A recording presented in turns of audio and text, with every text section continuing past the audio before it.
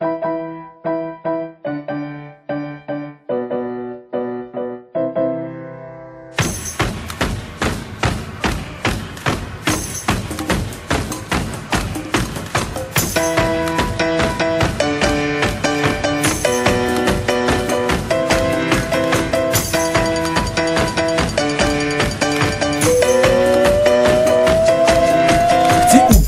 beat, s ním to bude líp.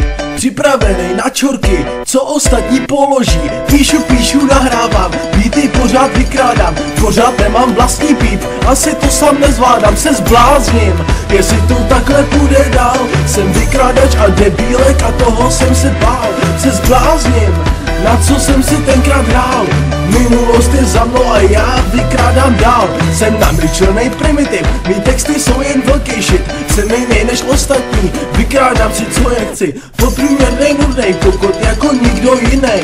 A to holky netušej, že jsem vlastně zloděj. Ne, řekl jsem si, že to nechám a udělám všechno pro to, aby jsem takhle jel dál.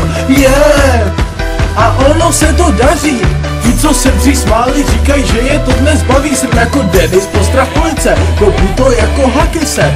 Na beatu jsem sám, jako Kevin doma. Neustále gebím se a to nemusím zkouřit se. Ne, nejsem rapper z ulice, jsem vykrádační buzna. Can we go back? This is the moment. Tonight is the night. We'll fight till it's over. So we put our hands up like the ceiling can't hold us. Like the ceiling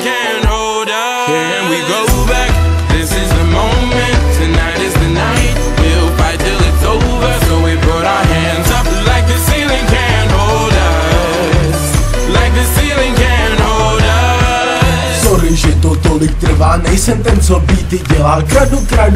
Kradu a nikomu soku nedám. Já nemám zájem, díky nechci, šetřím si čas na svý texty. Pro beaty, co cením, pro beaty, co mají už nějakou prestiž. Přijdu si jak Macklemore, Joey není in, jo to není for, jo. Sorry za to, že jsme svý, my serem na licence, víš, chcem být nejlepší. Tak sorry za můj ego trip, že z čorky udělám ti hit. Za to, že jsem debilní, to berte jako tip.